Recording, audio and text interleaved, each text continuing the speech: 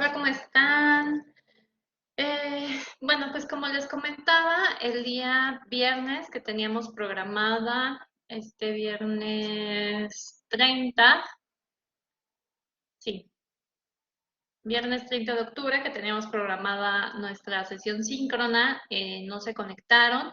Yo, como siempre les comento, es súper importante que se conecten, si no todos, porque entiendo que algunos pueden tener alguna clase presencial, algunos pueden estar trabajando y dedicándose a otras responsabilidades, yo lo entiendo, pero sí es importante que se conecten, pues por lo menos unos 10 o 20 estudiantes, porque de esa forma, aunque ustedes no lo crean, pues se puede hacer una clase más dinámica y no un monólogo como el que ahorita les voy a dar. Si bien ahorita vamos a hacer un repaso, o voy a hacer un repaso de los temas que ya hemos visto en esas 3 primeras semanas, pues si ustedes se pueden conectar a la sesión síncrona, es mejor porque ahí podría yo revisar con ustedes algunas dudas, platicar sobre los temas, interactuar más, vaya. De otra forma, pues yo no sé si están comprendiendo bien el tema, si estoy siendo clara, si el material que les proporciono les está gustando, y pues no hay una retroalimentación con la cual yo pueda mejorar las clases. Dicho lo anterior, les había comentado que iba a subir un video, entonces este va a ser el video de repaso. Y recuerden que si tienen alguna duda, comentario sobre alguna de las lecciones, me pueden enviar un mensaje para que puedan obtener los mejores resultados en su primer test de este curso de legislación en salud. Sin más preámbulos, sin mayor preámbulo, pues bienvenidos a este primer repaso. Y nuestro tema de la semana número 1, pues tiene que ver con los derechos humanos y la asistencia sanitaria. Como ya observamos, bueno, pues una de las principales preguntas es, ¿qué son los derechos humanos? Y si ustedes ya habían escuchado hablar sobre derechos humanos. ¿Por qué es importante? Porque hoy por hoy consideramos, pues, que vemos este concepto en la tele, en redes sociales, a lo mejor lo escuchamos en alguna situación de que suceda a nuestro alrededor, como, violentaron sus derechos humanos, pero como tal, pues a lo mejor este tipo de conceptos, o no a lo mejor, sino que yo lo vimos, este tipo de conceptos los asociamos más con el abuso de autoridades que tienen que ver más con los policías, con los militares, con personal de la Marina, etcétera, y no propiamente con profesionales de la salud. Entonces, por ahí, por ejemplo, la lectura que yo les compartí, que se llama ¿qué eso? No. Sí. No. Una disculpa. Ya. La lectura que les compartí, que se llama La violación de los derechos humanos en México 2000-2018, pues si bien ya pasaron 4 años de ese trabajo, pues sigue estando vigente porque pues actualmente se está discutiendo o se estaba discutiendo todavía el tema de la Guardia Nacional. Y esta lectura pues tiene su origen justo en esa discusión, en revisar cuáles han sido las violaciones de derechos humanos por parte de personas de la milicia de nuestro país. Sin embargo, pues, ¿cuál fue uno de los resultados de ese estudio? Pues que una tercera parte, una cuarta, una tercera parte de las quejas que se presentan en la Comisión Nacional de Derechos Humanos tiene que ver con quejas relacionadas por actos o malas prácticas de profesionales de la salud, particularmente del IMSS y del ISSSTE y también en cárceles. Entonces, pues ahí para nosotros que estamos estudiando este tema es de suma importancia porque nos damos cuenta pues que precisamente los derechos humanos tienen muchísimo más que ver con esta profesión de lo que pensábamos. Como les comentaba, pues eso lo asumimos o lo asociamos con violencia de policías, ¿no? Violencia de granaderos, a lo mejor en las manifestaciones, etcétera, etcétera. Pero diario hay casos de violencia o violentación de los derechos, violación de los derechos humanos por parte de los profesionales de la salud. Ahora, en nuestro foro, a mí me gustó mucho la dinámica. Es la primera vez que les solicito que busquen una noticia, pero yo creo que fue muy bueno porque de esa forma pudimos dibujar, pudimos enmarcar cuál es el panorama de esta situación con el tema de los profesionales de la salud.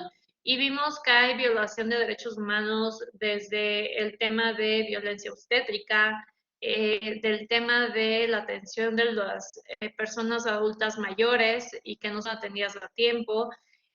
También observamos que aún y cuando tengas seguridad social, cualquier tipo de seguridad o afiliación a una seguridad social, pues eso no te garantiza que te atiendan en tiempo y que pues precisamente hubo afectaciones en la salud de las personas justo porque no fueron atendidas en tiempo o justo porque van a su cita o van a una consulta y les dicen no, no pasa nada, regresa después.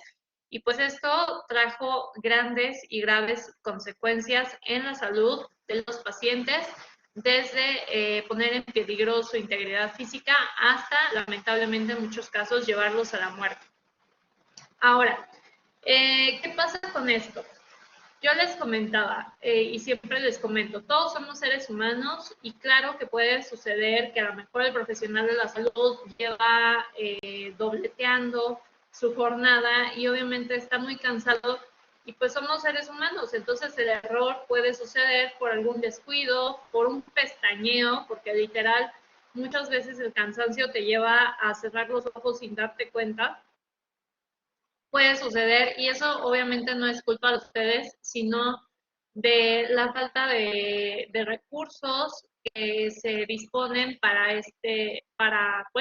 contratar mayor personal profesional de la salud.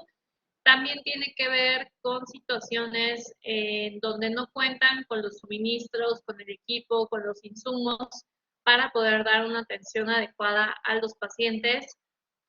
Y también tiene que ver con, se me fue la idea, está el tema de los suministros, está el tema del cansancio y bueno, el tema de los recursos, ¿no? Por parte del gobierno. Sin embargo, bueno, pues también está la otra vertiente donde lamentablemente sí tiene que ver con una mala práctica de los profesionales de la salud, donde muchas veces pues hacen alarde de su pericia y pues esto no funciona y termina afectando la salud de los pacientes. Entonces aquí es súper importante siempre poner en un principio la dignidad del paciente, su respeto a los derechos humanos, a sus derechos humanos para acceder a un servicio de salud de calidad y pues obviamente ustedes no están obligados a lo imposible, pero en la medida de ello, pues deben de buscar una adecuada atención.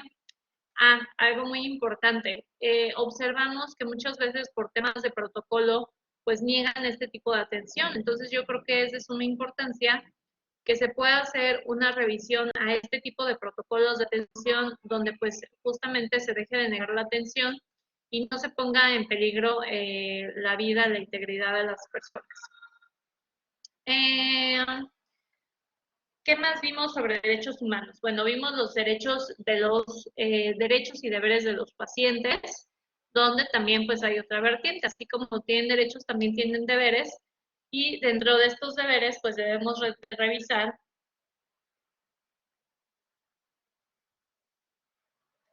que pues obviamente si ellos no corresponden o no son partícipes del cuidado de su salud, como no llevar el tratamiento adecuado. ¿Cuántas veces no hemos visto que tal vez el familiar dice, ay, le voy a pasar comida porque nada más le dan gelatina y pollo, pero pues es una dieta y a lo mejor lo que le pasa de comida puede hacer reacción con el medicamento y eso ya no está dentro de sus responsabilidades como profesionales de la salud, sino ya tiene que ver directamente con el paciente y su familia. Entonces, también hay una corresponsabilidad. ¿Qué más vimos sobre derechos humanos? Es importante que estudien cuáles son los artículos tanto de la Declaración Universal de los Derechos Humanos para realizar su test. Es importante que revisen el video y es importante que revisen las lecturas. ¿El video cuál video? El que se denomina ¿qué son los derechos humanos? Y las lecturas, pues obviamente las que hemos estado proporcionando, porque pues ahí vamos a revisar cuáles son los conceptos básicos sobre este tema. En la semana número 2 pudimos observar sobre las organizaciones internacionales, principalmente la Organización Mundial de la Salud y la Organización Panamericana de Salud. Aquí la actividad misma que les pido de su paciencia para poder terminar de calificar, estoy calificando, pero llevo ahí un atraso, entonces les pido paciencia. Y en este tema yo les solicitaba pues cuál es su opinión al respecto de esta práctica de las organizaciones mundiales de la salud, de los organismos internacionales con respecto a nuestro país. Entonces, ahí es muy sencillo. Les platicaba, por ejemplo, que si bien ellos, o mejor dicho, a nivel mundial, se deben de establecer ciertos mínimos básicos a los cuales todo país miembro, o sea, país miembro quiere decir aquel que se adhiere, pues se compromete a llegar a esos mínimos básicos, que son los objetivos de desarrollo sostenible, en este caso, antes objetivos de milenio. Y, pues, ¿qué quiere decir? A ver, yo como país me comprometo a disminuir la mortalidad materno-infantil. Y como yo les comentaba, los organismos internacionales pueden proponer, pueden realizar propuestas de políticas públicas enfocadas a disminuir esta problemática, pero como tal ellos no las pueden implementar. Ellos pueden venir con el gobierno y decir a lo mejor, fíjate que en Brasil estaba esa problemática, estas eran las estadísticas, implementamos este programa con el gobierno de Brasil, estuvo dando resultados y como Brasil es similar a tu población, a tu geografía, a las condiciones económicas de tu población, etcétera, etcétera, etcétera, pues podemos o creemos que lo podemos ajustar y poderlo implementar aquí. Pero ya aquí es un tema del gobierno si quiere implementar o no estas políticas públicas. Entonces, pues, al final del día, la última palabra la tiene el gobierno mexicano. Y sobre el tema de la legislación, pues deben de recordar que, o deben de estudiar de manera breve cuáles son, cómo se organizan nuestras leyes, deben de revisar pues la jerarquía de las mismas. ¿Por qué? Porque, por ejemplo, no es lo mismo lo que dice la Constitución que lo que dice una ley federal, que lo que dice una ley local. Oiga, maestra, pero a lo mejor el gobernador de qué estado les gusta. Bueno, no voy a decir un estado para no referir a ningún partido político. A lo mejor el gobernador del estado fulanito quiere implementar estas y tales políticas porque quiere realizar mejoras, bla, bla, bla, bla, bla. Sí puede, siempre y cuando esté dentro de sus facultades, mismas que vamos a revisar en la siguiente lección de la semana 4. ¿Por qué? Pues porque no se puede exceder. Él no puede, o su congreso local no puede superar lo que dice la ley de la Constitución, perdón, lo que dice la Ley General de Salud, ni la Constitución Política de los Estados Unidos Mexicanos. No puede ir más allá de lo que ya se establece en la Constitución.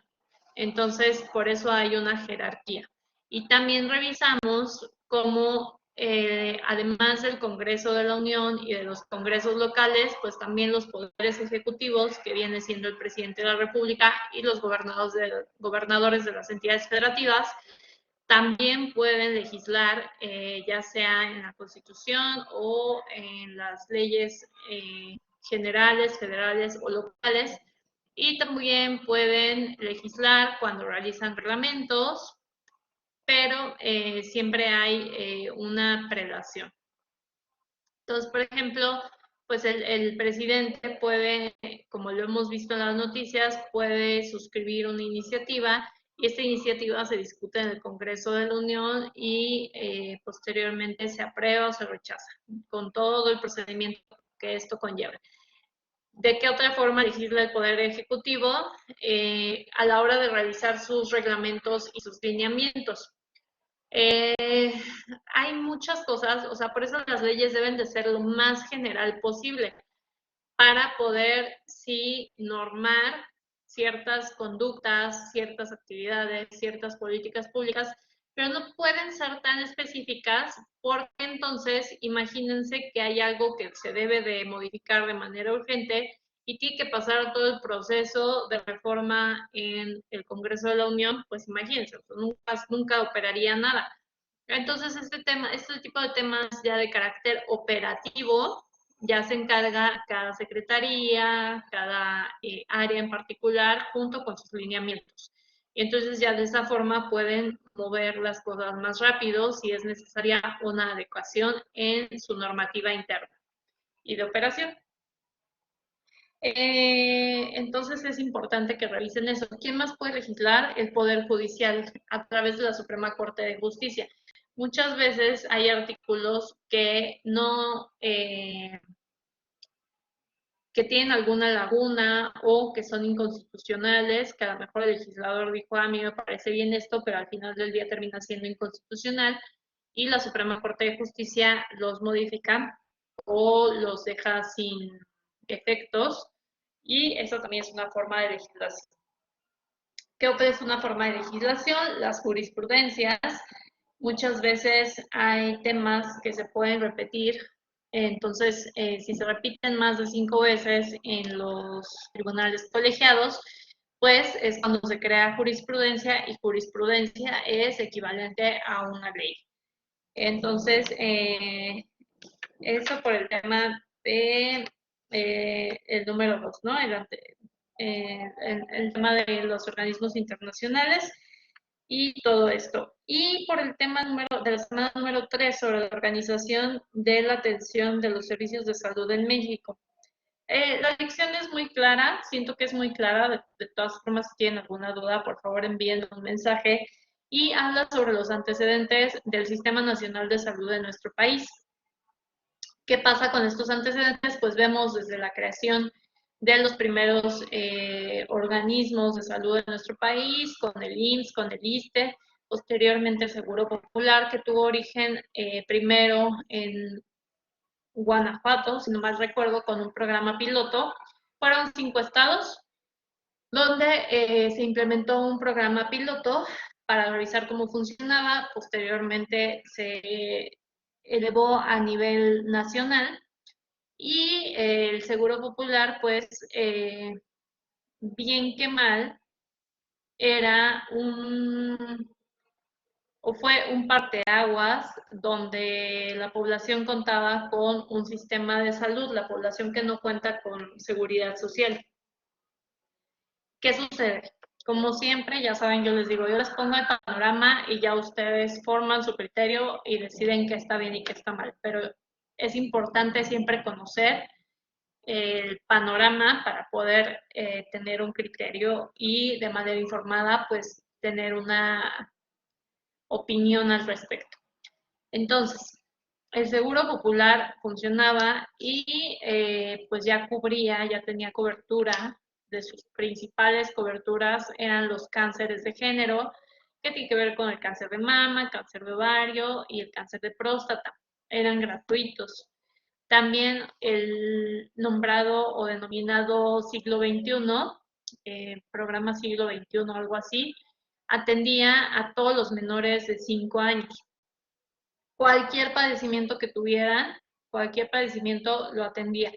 Y ahí sí, por ejemplo, me tocó una vez escuchar a un médico que decía, estuvo padrísimo porque un niño de tal edad, bla, bla, bla, pero tenía seguro popular y era un tema neurológico y lo pudimos operar gratis y pues obviamente eran personas de escasos recursos y no pagó nada. Obviamente todo es perfectible o todo tiene sus fallas o sus lagunas. Entonces, sí había muchos casos en los que a lo mejor no había suficiente material y las personas pues tenían que comprar ciertos, ¿cómo se llaman estas cosas?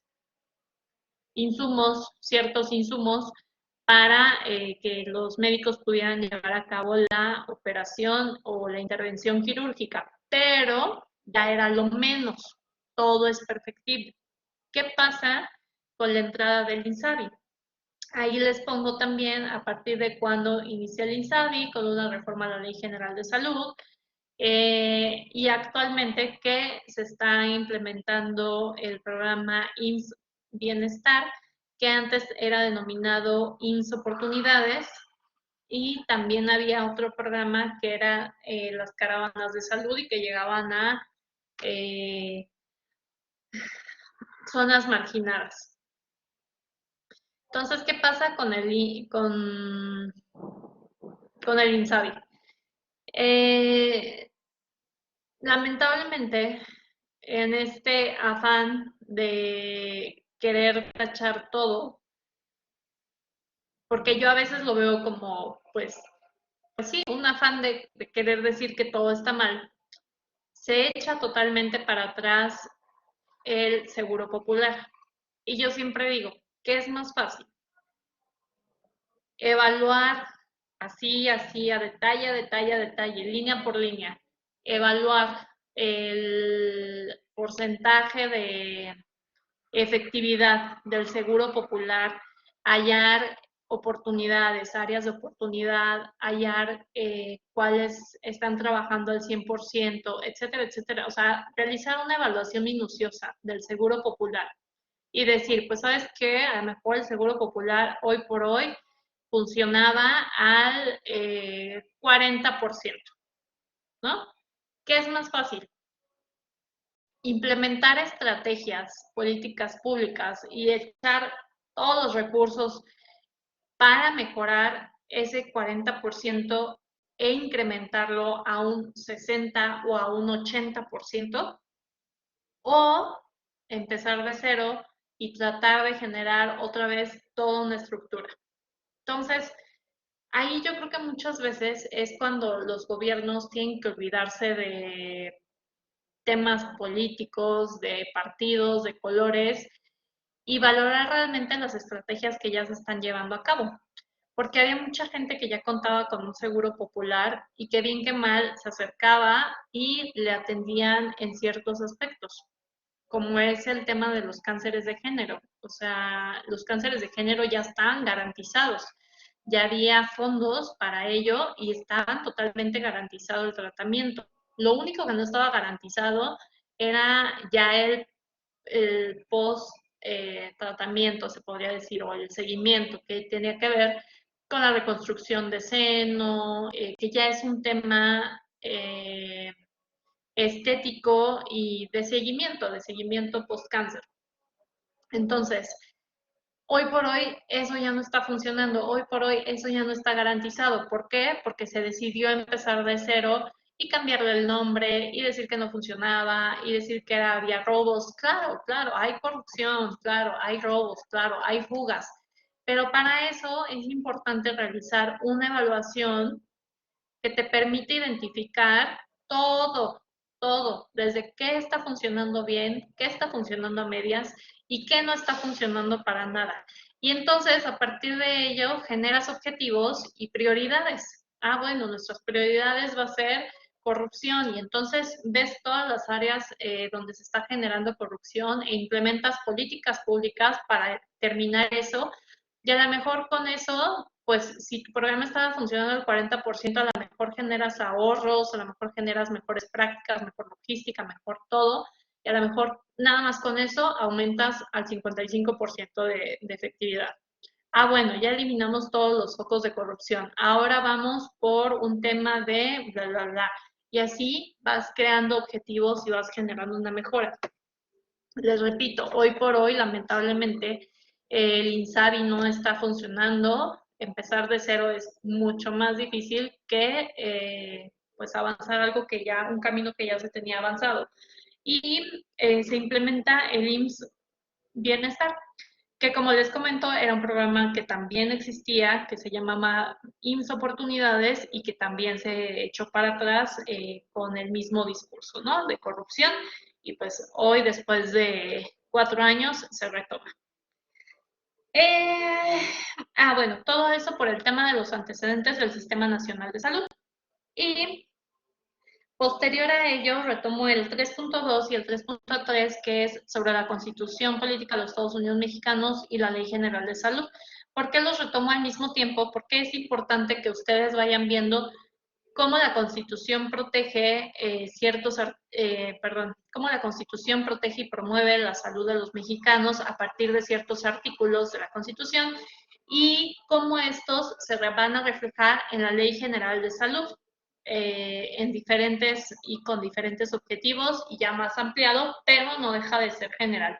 Entonces, necesariamente los debo de tomar yo a la par, pues para que ustedes vayan viendo, bueno, este artículo se empata con este otro de manera paralela, ¿no? Obviamente hay mucho más, pero de manera general y para efectos de nuestra materia, pues es lo básico y yo creo que es lo suficiente. También es importante que los vean. ¿Qué va a pasar en el examen? A ver, en el test yo les voy a preguntar, ¿qué artículo de la Constitución hace referencia al derecho de la protección, de la salud, de los pueblos y comunidades indígenas? Maestra, pero el artículo tiene ciento veintitantos artículos, perdón, la Constitución tiene ciento veintitantos artículos. ¿Cómo me va a dar tiempo de leer todo para revisar la protección a la salud de los pueblos y comunidades indígenas? A ver, no tienen que buscar más allá de lo que yo ya les estoy estableciendo en su lección. Entonces, remítanse únicamente a lo que estamos viendo en la lección, no se pongan creativos, no se pongan a revisar. Los artículos y están muy bien definidos. Por lo general les pongo a ver el artículo segundo, habla de la salud de los pueblos y comunidades indígenas. El artículo tercero, sobre la educación o sobre el derecho a la educación sexual y reproductiva. Eh, Sexual y reproductiva. El artículo cuarto sobre el acceso al derecho a la salud. El artículo 18 sobre el tema de los derechos humanos, particularmente la salud en cárceles, ¿no? O centros de readaptación social.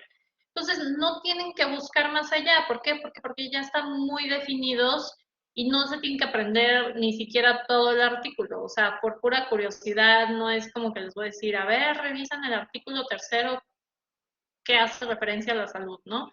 O en toda la Constitución, no. Es muy sencillo y es únicamente una cuestión de que pongan atención. Entonces, ahí para que lo vayan revisando.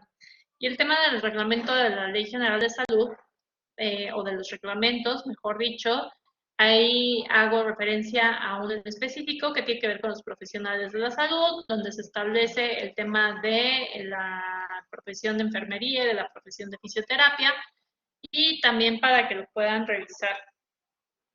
¿Qué más? Pues creo que nada más. Las lecciones creo que están muy sencillas. Si en algo se atoran, si en algo tienen alguna duda, comentario, les reitero, por favor, envíen un mensaje para que yo se los pueda resolver a la brevedad. Y es muy importante que no dejen al final su test. Créanme que a pesar de que este vence el martes 11 a las 23:59 siempre sucede algo.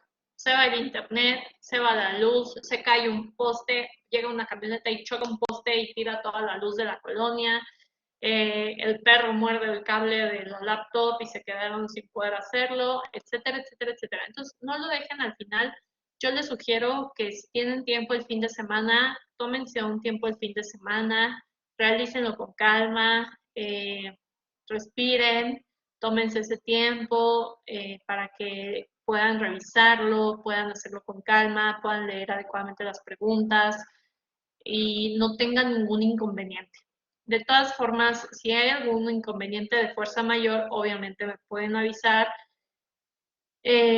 Como les comento, no estoy conectada a la plataforma a las 24 horas del día y entonces para mí no es como un WhatsApp que te llega al instante de la notificación, la revisas y lo haces. No, yo tengo que entrar a la plataforma para poder revisar si ustedes me han enviado algún mensaje y poder solucionar cualquier inconveniente que hayan tenido, pero soluciono todos. Entonces, nada más tengan paciencia. Recuerden que tenemos 24 horas para revisar sus mensajes y en cuanto yo los revise, yo les pongo una contestación para que podamos solucionar cualquier inconveniente que hayan tenido.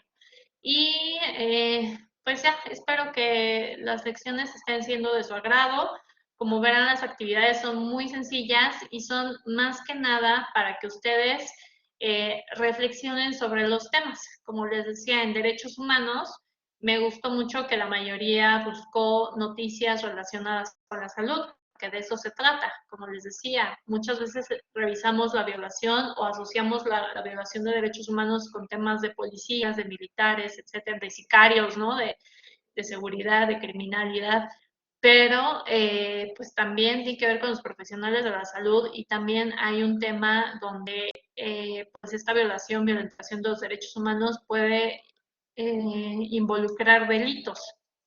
Entonces, por eso es muy importante y lo más importante de esto, pues es que no se quede en la teoría, sino que ustedes vean que es pan de todos los días, o sea, no es algo ajeno a su profesión y por eso es muy importante que lo tengamos tan en cuenta. Eh, y bueno, por el tema de los organismos, el mapa conceptual, mapa mental o la infografía, pues también ahí es importante su opinión. ¿Por qué? Pues porque de esa forma yo me doy cuenta si realmente estamos comprendiendo el tema o no. Y ya, por ahí he estado revisando algunos. Como siempre, ya saben que trato de retroalimentar lo más posible. Y pues de mi parte sería todo. Nuevamente les pido paciencia para la hora de revisar sus entregables número 1. Estoy calificando, espero terminar a la brevedad. Y les mando muchos saludos y mucha suerte para su test número 1. Gracias.